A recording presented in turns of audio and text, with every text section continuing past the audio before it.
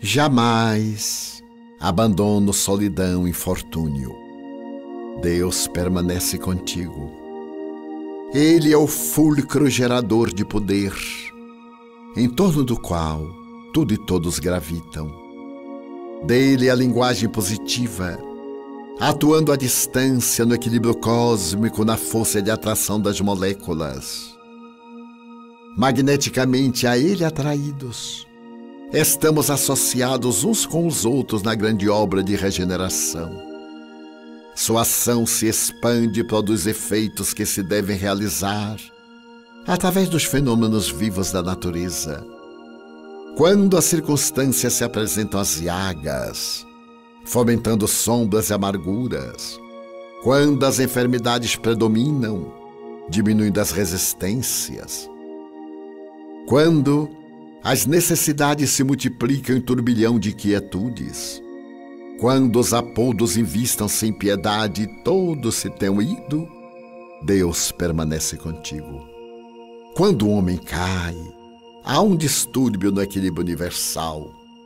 Quando ele se reergue e avança, a harmonia sideral se reorganiza.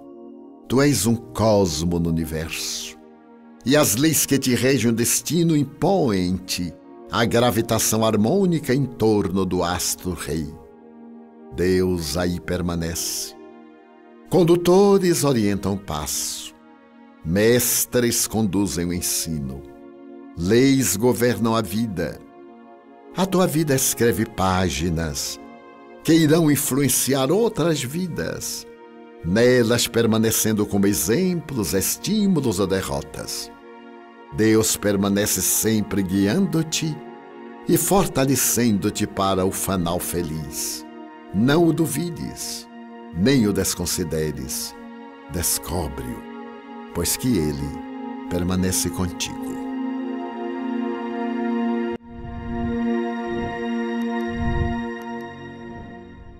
Muito bom dia a todos. Que a paz de nosso Senhor Jesus Cristo encontre alegria em nossos corações.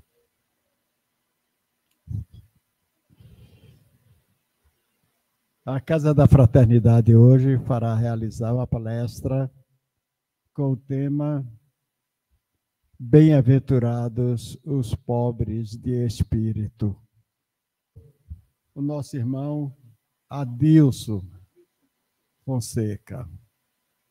Ele certamente trará muitos esclarecimentos para todos nós. Vamos então fazer uma prece. Pai nosso que estás nos céus, santificado seja o vosso nome. Venha a nós o vosso reino. Seja feita a vossa vontade, assim na terra como no céu. Pão nosso de cada dia nos dai hoje e sempre.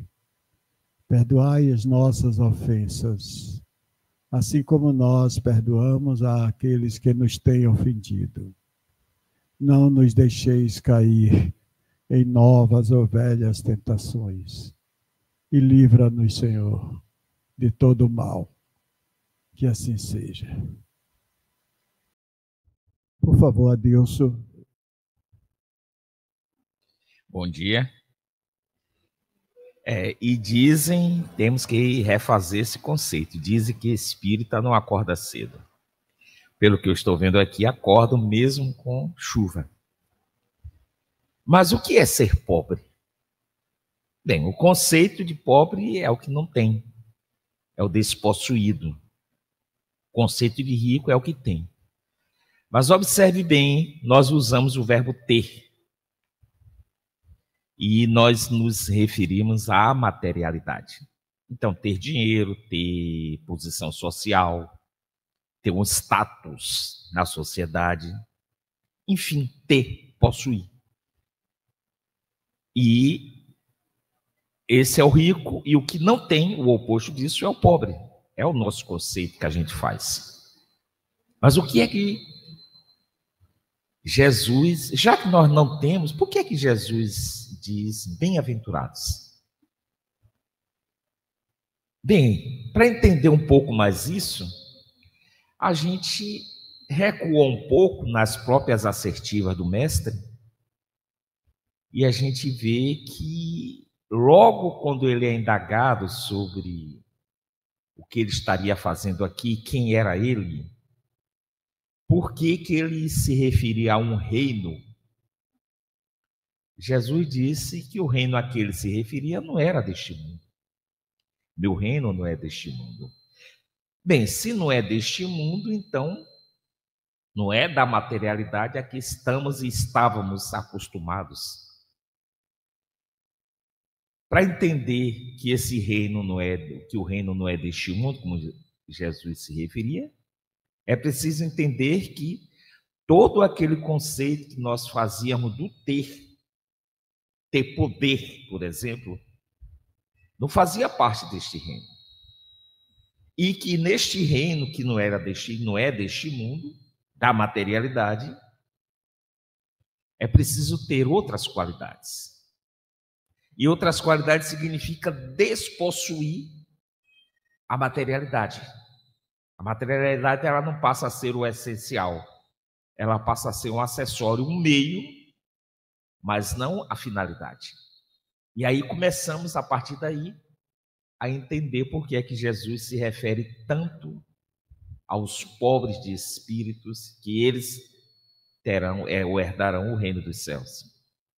A gente observa no próprio Evangelho que quando nessas assertivas são dedicados do capítulo 10 ao capítulo 15, contando a partir do 10, ou seja, 6 capítulos, todos eles referentes às qualidades meritórias, das quais é bem enfatizado, a caridade é a mais meritória de todas, porque ela enfeixa no seu bojo a humildade, a simplicidade, o amor, a compaixão, o perdão.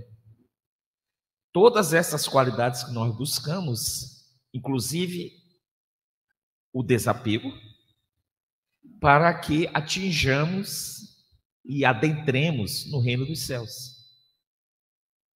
Conta uma lenda, e essa lenda se refere à deusa das deusas grega, Hera, que ela recebeu em uma audiência um imenso pavão, bonito, esplendoroso, quase 2,5 metros da ponta do bico à cauda, todo colorido. E esse pavão, ao chegar na sala de audiência da deusa, ele abriu suas asas, e aí aquele espetáculo de beleza. Mas o pavão tinha uma queixa. Ele diz: como é que eu, com essa imensidão, com essa beleza que eu ostento, pode um simples rouxinol pequenininho ter um canto tão forte e bonito, e eu não tenho? Aí a deusa não disse nada, apenas, ou melhor, a deusa fez-se indiferente àquela pergunta e apenas respondeu: não podemos ter tudo. Contra uma outra lenda também de origem grega, que o pavão, se gabando da sua beleza, ele se auto-intitulou o rei das aves. Mas é esse que aparece ao lado dele um corvo. Corvo, a gente sabe como é, aquela ave preta de bico pontiagudo, que é muito utilizado em filmes de terror ou de suspense. E o corvo olhou para o pavão assim, pequeno em relação ao seu tamanho, olhou para ele e disse: você é muito bonito, mas será que suas garras são fortes o suficiente para defender o reino das aves do ataque das águias? Aí o pavão olhou para suas garras e não disse nada. E uma terceira historieta, também de origem grega, diz que o pavão se rejubilava de sua beleza. Toda pessoa, todo animal que passava perto dele, ele abria suas asas para ostentar sua beleza. E é esse que aparece ao lado dele, uma garça branca. Só tinha uma cor branca. E o pavão era multicolorido. Aí a garça olhou para ele e fez: pavão, sua beleza é esplendorosa. Mas será que quando você abre suas asas, você consegue voar tão alto para escapar dos predadores? Aí o pavão olhou suas asas imensas, bonitas, e viu que não podia voar. O voo do pavão é desajeitado, é como o voo de uma galinha. É voo curto de baixa altitude. O pavão tinha beleza, é inigualável, mas não pode ter tudo. Numa outra história, há uma orquestra sinfônica. E uma orquestra sinfônica completa, ela chega a ter até 120 instrumentos, músicos e instrumentos. Essa era completa. E aí, obviamente, na orquestra, quem se sobressai é o piano, ou o violino, ou o violoncelo. O mais majestoso em termos de dimensão é o contrabaixo. Fica no fundo, mas ele se sobressai do demais pela sua dimensão, pelo seu tamanho. E aí todos esses, cada um se rejubilava de suas qualidades. O oboé dizia: nossa, eu sou, inclusive, para que alguém me manuseie, tem que ter muito adestramento. O piano dizia: olha, eu posso substituir até a orquestra inteira, porque eu sou multifaceta. O violino dizia: mas eu sou virtuoso. Cada um ostentava a sua qualidade. E eis que lá no canto da orquestra havia um pequeno triângulo. Os outros instrumentos passavam por ele e olhavam com desdém. Isso é insignificante. Olha, só sabe, não sabe ter outras variações musicais como nós temos. A viola passou perto dele e disse: olha, eu tenho 6 cordas, você é apenas um bastão de metal e você só desse formato triangular. E o triângulo, coitado, ficou tão humilhado e foi se afastando e saiu da orquestra. E aí, eis que chegou o maestro, o coordenador de tudo. O maestro disse: vamos começar. Hoje nós vamos tocar uma área de Haydn ou de Bach, depende. Mas vamos tocar todos a seus postos. E aí ele começou a dirigir a orquestra. Mas é esse que de repente ele parou. Todos os instrumentos se espantaram. O que é que houve? Ele fez: como é que eu posso dar continuidade à música se eu não tenho um instrumento adequado? Aí todo mundo disse: não, mas eu sei, eu sou o piano, eu sou o violino, eu sou a percussão. Aí ele fez: não, mas nessa passagem de uma estrofe para outra, vamos dizer assim, eu preciso do triângulo.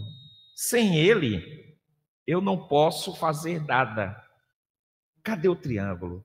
E o triângulo estava lá no cantinho da sala, no fundo da sala, chorando, que tinha sido humilhado. O maestro foi lá, pegou o triângulo, trouxe, colocou ele na orquestra e disse: agora sim, agora a orquestra está completa e podemos continuar a música. O que é que ele quis dizer com isso? Todos somos importantes. Não importa o que você tenha, e sim o que você é. Uma das qualidades de sermos pobres de espíritos é valorizarmos o que temos, o que somos. Não importa o tamanho, a dimensão do que temos, mas o que somos. Darmos a importância do que somos e agradecermos pelo que somos. É você não ter o apego, e aí não é o apego apenas material, o apego a esses sentimentos que nos tornam ricos de posse e vazios de essência. O apego à vaidade, principalmente.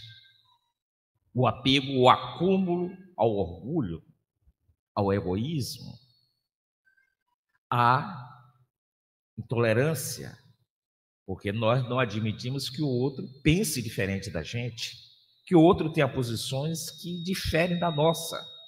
Nós nos sentimos sempre superiores aos demais. Eu lembro de uma frase de Gabriel Garcia Marques, prêmio Nobel de Literatura. Ele dizia: nunca devemos olhar um homem de cima para baixo, a não ser quando estendemos nossas mãos para ajudá-lo a se levantar. Fora isso, você o está humilhando. E nós, espíritos aqui encarnados nesse mundo, muito mais de expiação do que prova ainda, nós costumamos nem olhar para baixo, porque julgamos-nos superiores aos que estão vindo, esquecendo que no processo da vida, o processo evolutivo é um constante ir e vir, que nós estamos apenas numa posição, mas somos, em quaisquer que sejam as posições em que estejamos, espírito nesse processo em que temos uma relação de interdependência e de dependência uns dos outros. Então, todos nós temos importância. E é isso que Jesus nos chama quando ele diz que bem-aventurados os que despossuem essas qualidades, porque o reino não é desse mundo, é o reino da espiritualidade, é o reino do sentimento, não da materialidade. Então a gente é rico, passa a ser rico, sendo pobre da materialidade e rico nos sentimentos. E o que é que ele nos adverte que é preciso para que sejamos esses bem-aventurados, mesmo sendo despossuídos? Primeiro, que valorizemos o que temos. Segundo, que sejamos simples, mas firmes e essenciais, efetivos, no que somos. Então, nós aqui somos espíritos em processo de aprendizado, de desenvolvimento. Valorizemos, então, essa nossa condição e nos esforcemos para melhorá-la. Agradeçamos tudo o que a vida, de forma gratuita, 0800, eu costumo dizer, nos oferece. Inclusive a dor. Porque tudo que a vida nos oferece de forma simples, efetiva, sem exigir qualquer recompensa, nos é dado como forma essencial para o nosso desenvolvimento, nosso crescimento, como oportunidades de aprendizado. Então a gente tem que valorizar o que temos dentro do que somos. Se hoje nós vivemos num mundo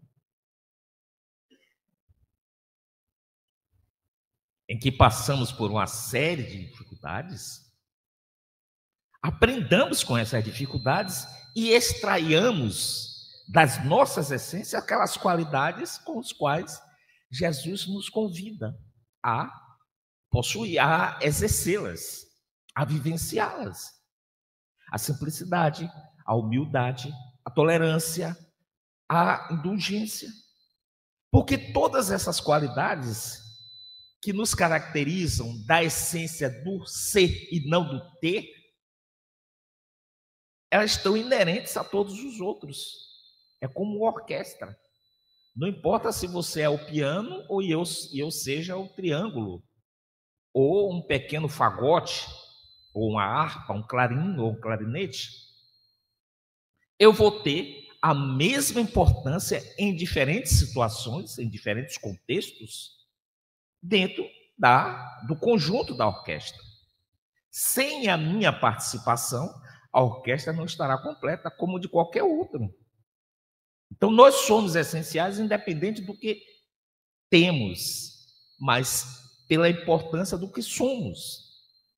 E nós somos esses instrumentos que precisam apenas ser afinados para poder participar dessa orquestra. Então, Jesus nos convida a vivenciarmos essa bem-aventurança. Mas ele diz aí, a gente retorna também numa outra passagem do Evangelho, que são lições que eu sempre gosto de dizer, a gente tem que trazer o Evangelho para o nosso dia a dia. Não adianta a gente apenas entendê-lo lá, é preciso entendê-lo lá e trazê-lo para cá. Então, numa outra passagem, Jesus, mais uma vez se referindo ao reino dos céus, que é esse, como ele bem disse, o reino dos céus não está lá, não está ali nem acolá, está aqui. Ora, se está aqui, é acessível a mim, a você, não importa. Há aqueles que têm e os que não têm, mas é acessível a todos os que são espíritos em evolução, espíritos fadados pela própria natureza da criação ao reino dos céus, porque o reino dos céus é acessível a todos, porque está em todos. O que é preciso é que descubramos, abramos a porta para adentrar nesse reino dos céus. E aí Jesus, mais uma vez, nos orienta como fazer isso. Na parábola dos festins de núpcias, ele faz o convite àqueles que tinham, os ricos, os poderosos, os que detinham a riqueza, para que eles pudessem participar desse banquete. Mas como eles já tinham a materialidade, o que é que eles fizeram? Recusaram, pretextaram qualquer outra coisa. Eu posso ir, não vou agora, vou depois, tenho muito o que fazer, tenho que resolver meus problemas. Não é assim que a gente age. E aí, aqueles não foram. Depois ele mandou outros convites. Eu estou fazendo uma analogia da parábola, já numa interpretação. E, mais uma vez, aqueles outros que tinham o conhecimento, tinham o poder gestor, o poder político, também pretextaram outras situações e não compareceram ao convite, não atenderam ao convite. E aí, aquele senhor disse, olha, então, leva o meu convite a quem você encontrar pela rua, pelas esquinas, em qualquer lugar. Ou seja, leva o convite para todos. Os que têm e os que não têm. E aí as pessoas, aqueles que se predispuseram, acorreram e atenderam ao convite. Mas, ao sentar-se à mesa, alguns deles não estavam devidamente trajados. Na parábola se refere aos trajes nupciais, ou seja, aos pré-requisitos necessários para participar do banquete. Quando a gente é convidado a uma festa, normalmente há uma pequena observação, traje esportivo, traje fino, traje de gala, ou vai ser em tal horário, você leva tal coisa, sempre há um pré-requisito. E o pré-requisito ali era as roupas nupciais, que na parábola se traduzia a humildade, a amorosidade, a simplicidade de coração, essas qualidades que a gente tanto busca. E como aqueles não estavam, alguns deles não estavam devidamente trajados, foram colocados para fora da festa. Mas, ao mesmo tempo, e aí as mensagens de Jesus, elas vão e voltam e estão sempre interrelacionadas, ele diz, quando vocês, em outras palavras, quando vocês se trajarem adequadamente, o banquete estará acessível, vocês poderão participar desse festim. Trazendo isso para o nosso dia a dia, o que é que a gente busca? O ter ou o ser? Porque o ter é transitório, até o nosso corpo é transitório. Daqui a gente chega no máximo a um século, 100 anos, 105, exceção. Mas a média hoje do Brasil é 73 anos. Mas vamos à média mundial, 78, 76, nessa faixa aí. Depois disso, são acréscimos. Mas nós temos um prazo de validade física da materialidade. Mesmo aquelas situações mais longevas, por exemplo, carvalho. Carvalho é a árvore mais longeva que se tem notícias. Ele dura 200 anos, em exceção 1000 anos. Depois de 1000 anos, seu tronco se esbagaça e ele desaparece. Vai ser transformado em adubos, em humus para o surgimento de novos carvalhos. As bolotinhas dos carvalhos que vão virar aquelas árvores imensas. Mas tem um prazo de validade. Tudo da materialidade, tudo do ter é transitório. Mas tudo do ser é permanente. E ele te acompanha em qualquer situação.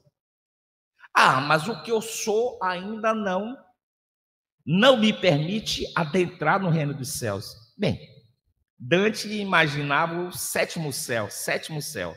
A gente, abstraindo da alegoria de Dante, a gente diz que o céu, ele tem vários degraus. Cada vez que eu subo o degrau, eu vou adquirindo uma dessas qualidades. E à medida que eu subo o degrau, eu descubro que eu posso subir o segundo degrau, o terceiro, o quarto, o quinto. Eu vou aprimorando essas qualidades que vão me acompanhar, porque elas são permanentes. Mas se lá no topo, o reino dos céus, a que Jesus se referia, ele dizia que não era deste mundo, e ele era a personificação do amor, então nesse reino dos céus só pode adentrar quem tem a essência do amor. Mas essa essência do amor você vai conquistando. E aí a gente vai valorizando cada conquista, ou seja, cada aperfeiçoamento moral que a gente tem e buscando conquistar ou aprofundar essas conquistas, evoluir. E à medida que eu vou evoluindo, eu vou adentrando no reino dos céus. E o que é que vinha a ser essa bem-aventurança se eu sou pobre? Muitas vezes alguém me pergunta, já me perguntaram, Adilson, o que é ser pobre de espírito ou pobre em espírito? Ora, o pobre de espírito ou pobre em espírito é o que não tem apego à materialidade, o que não tem apego ao ter. Porque hoje eu tenho, amanhã eu posso não ter. Então eu não me apego a isso. Se eu não me apego a isso, significa que aquilo não é a essência da minha vida. Mas eu me apego ao que eu sou. E o que eu sou, eu quero melhorar. E eu vou me esforçar para isso, porque é a minha essência. É esse que me acompanha. Quando a gente vai dormir, a gente vai dormir cheio de adereço, de joias, a gente vai dormir com cartão de crédito do lado, ou com poder político nas mãos. Não, a gente vai dormir na nossa essência. Alexandre o Grande, rei da Macedônia, ele disse uma coisa...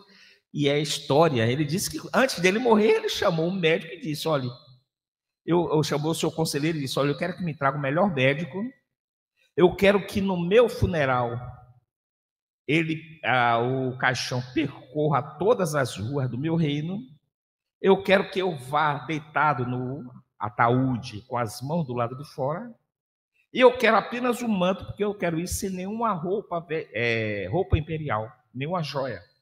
E aí perguntaram, por quê? Por que o médico?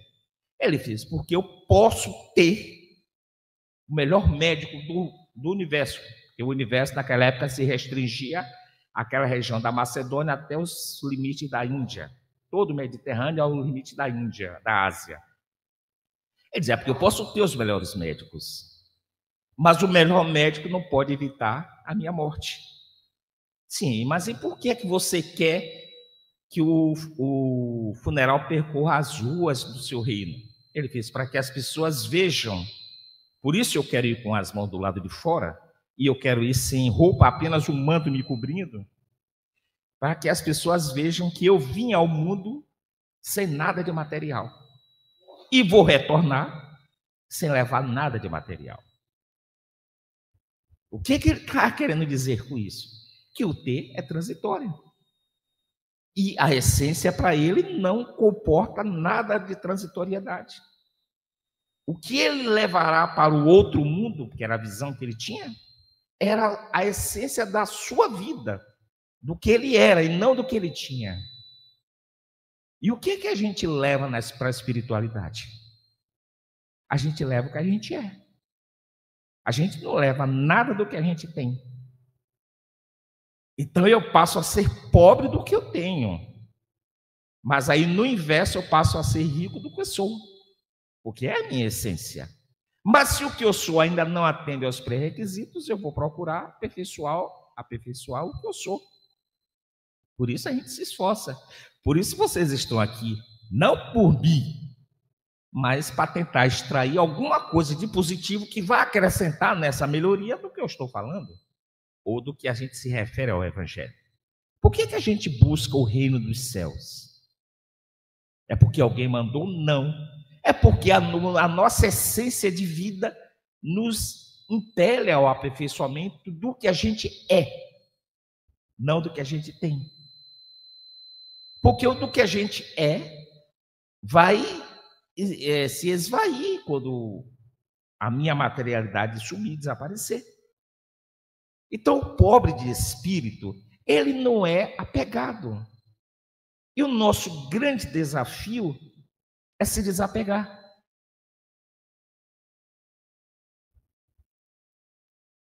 Aquele que ele é pobre de espírito, as bem-aventuranças, interessante que as bem-aventuranças, elas encerram no capítulo do Evangelho, naquele item, salvo engano, ou melhor, no livro dos Espíritos também, se é naquele item do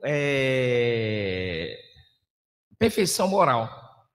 Quer dizer, você vai adquirindo todas essas qualidades e você vai recebendo em troca. Fazendo um parênteses, o que é a bem-aventurança? A bem-aventurança é a recompensa, é a satisfação. Mas não é a satisfação monetária, fiduciária do poder. É a satisfação íntima. O bem-aventurado é aquele que está tranquilo. É aquele que tem a consciência tranquila. Aquele que pode dizer assim, eu fiz o que estava ao meu alcance, eu fiz o que eu podia fazer. Mas eu sei que eu posso fazer ainda mais, porque cada vez que eu faço, eu descubro que as minhas potencialidades são inesgotáveis. Então a gente observa que na escala que Jesus faz das bem-aventuranças, e ele vai, todas elas têm como cerne a caridade. E ao final, fala-se na perfeição moral, que também está lá, inscrita ou inserida naquele capítulo do homem de bem. Mas quando fala de perfeição moral, e aí entra as bem-aventuranças, os pobres de espírito, mas observe que todos eles estão relacionados, os mansos e pacíficos, os misericordiosos, todas elas estão interrelacionadas, porque todas elas vão se encadeando na aquisição dessas qualidades para atingirmos a perfeição moral. E aí, quando se refere na perfeição moral, ele diz o amor, a indulgência, o perdão, a justiça, mas todas elas se fecham na caridade. E a caridade é aquele que o maestro fez com os músicos. Ele fez, olha, o triângulo está ali. Por que é que devemos humilhar o triângulo? Porque você tem o talento de tocar o piano? Ou você tem o talento de exercer as cordas, os sons virtuosos de um violino? Mas o triângulo também, mesmo com aquele som pequeno, é importante. Faz parte do conjunto da orquestra. Ou você tem a empáfia do pavão, quando o termo pavonear-se, o pavão, está igual a um pavão, por quê? Porque a vaidade ali está explícita pela beleza. Ele tem a beleza, mas ele não tem a humildade. Então a gente observa que as bem-aventuranças é uma aquisição, é um roteiro de aquisição dessas qualidades que vão nos permitir, voltando à parábola dos festins de núpcia, sentar-se naquela mesa do banquete nupcial e participar ativamente desse banquete.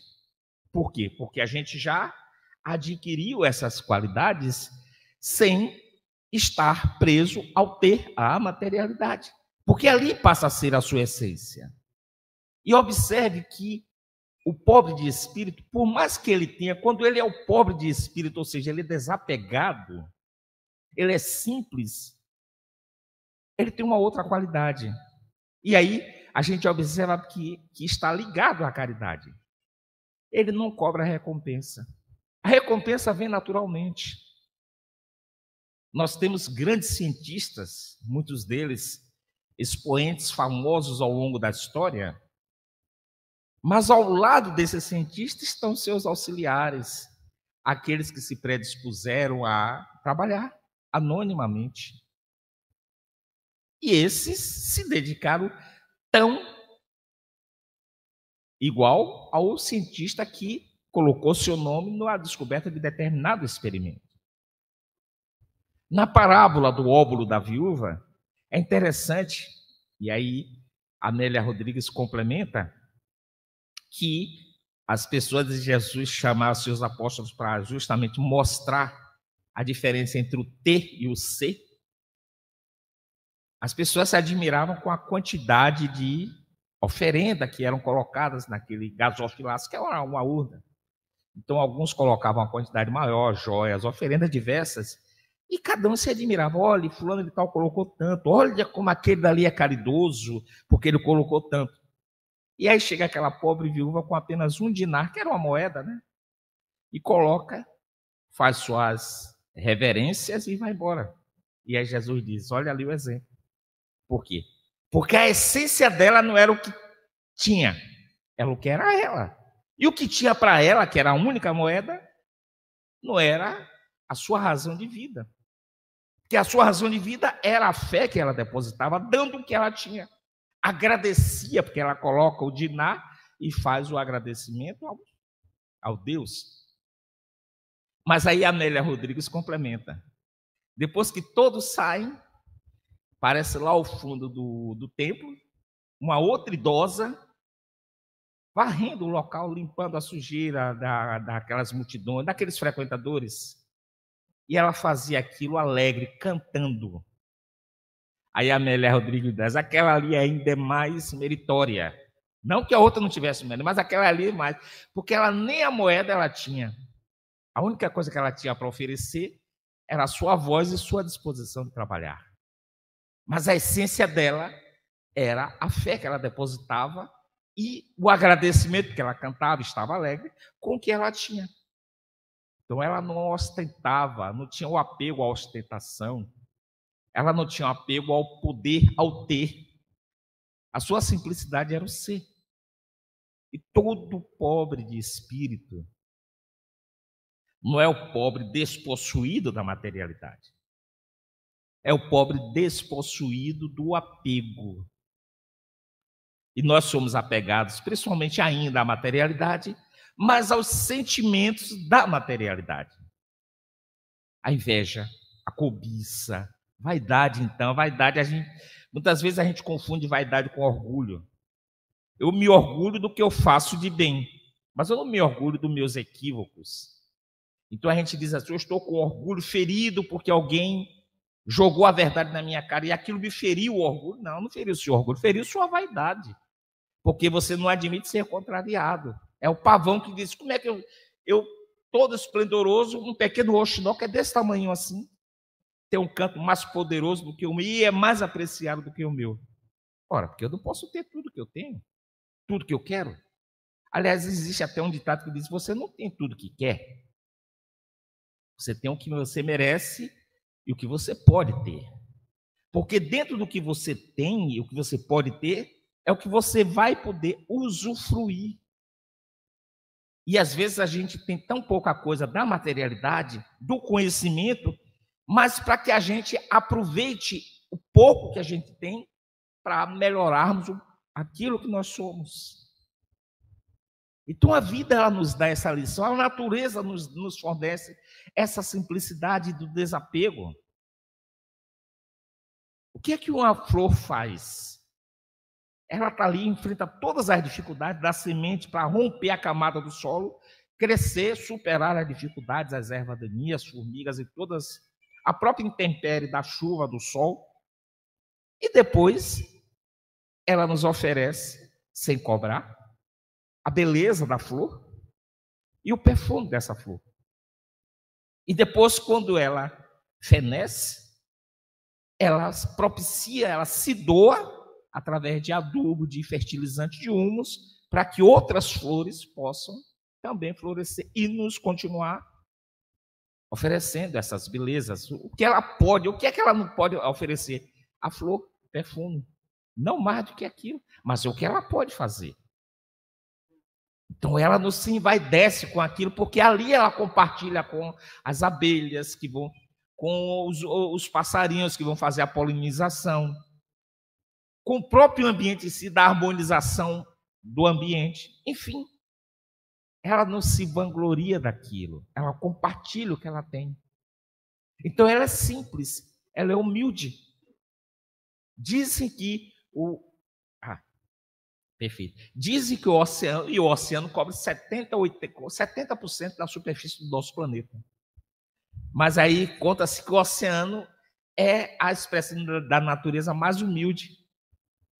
Porque apesar da sua grandeza, cobrindo 70% da superfície, ele está abaixo dos rios e lagos. E por que ele está abaixo dos rios e lagos? Porque para ele é fundamental receber o contributo dos rios e lagos. Todo rio e lago deságua no mar. Desce um declive, vai num declive em direção ao mar. E o mar, com aquela imensidão, não se queixa desse contributo. Para ele é importante. A natureza mostra essa inter-relação. E o que é que o mar retribui? Depois, no processo de evaporação, retribui através do processo da natureza, físico-químico da natureza, para que haja chuvas, para que haja o equilíbrio natural, mesmo que nós destruamos muitas vezes. Mas na natureza, independente das posições, da pequena árvore, ou da grande árvore à pequena grama, aos micro-organismos, às aves, aos animais, mamíferos de todas as espécies, todos eles há uma inter-relação e há uma importância. O que seria da grande árvore, de um pé de jaca, de um pé de manga, se não houvesse os micro-organismos no subsolo para fertilizar esse solo, ou houvesse aqueles outros um pouquinho maiores, as minhocas, os outros, para que arejasse aquele solo? A árvore, com certeza, não iria crescer. O que seria dos outros animais, dos predadores em si? Se não, ou melhor, das ervas, se não tivesse os predadores, para não apenas fazer a predação, mas para manter o equilíbrio da natureza. Então a gente observa que todos eles, a natureza nos dá exemplo de harmonia, de simplicidade e de convivência.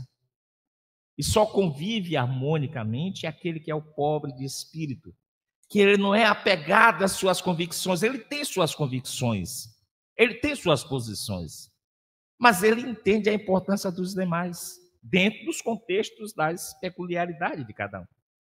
Então a gente sabe muito bem disso. É isso que Jesus nos chama a atenção. Como ele nos chama a atenção em todas as outras passagens do Evangelho. Justamente para que cultivemos esses sentimentos, do qual o desapego, a pobreza do espírito em si, referindo-se ao nosso mundo, para que ele obtenha as qualidades necessárias de adentrar no reino dos céus. E aí, encerrando, a gente lembra e relembra sempre: o reino dos céus está no nosso coração.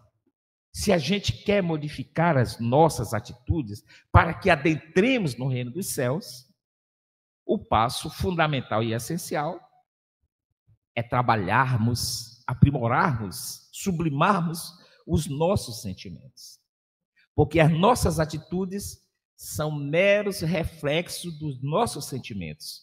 A gente faz ou deixa de fazer o que a gente sente. Então eu modifico, aprimoro, sublimo o que eu sinto para eu poder fazer melhor e aí ter as plenas condições, pelo desapego da materialidade, de adentrar no reino dos céus. Muito obrigado. Jesus nos abençoe.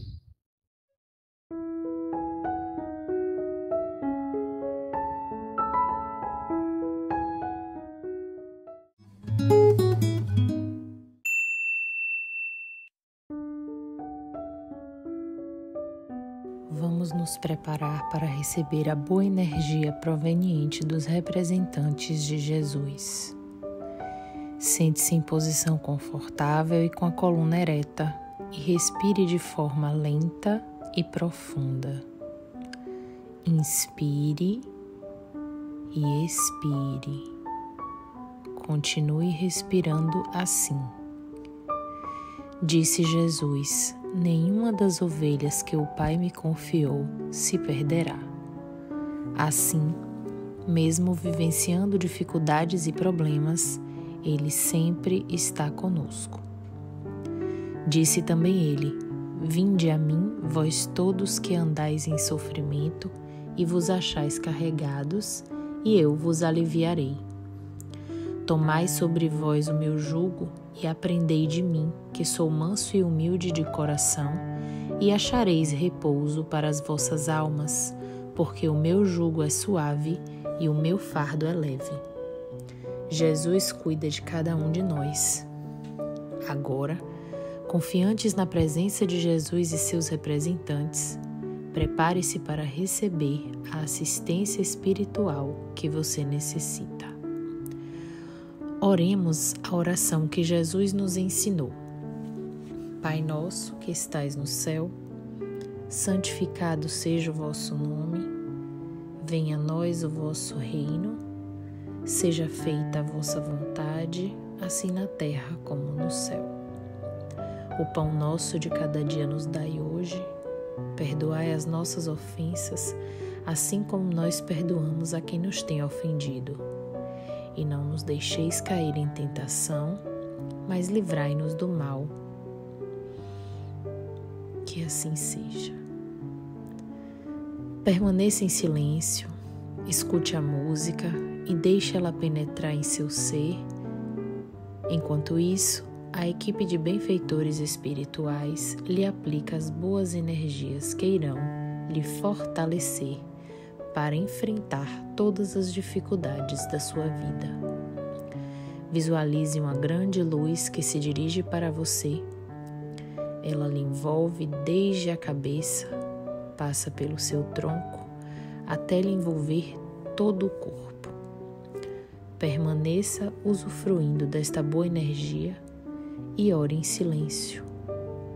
Agradeça a Deus.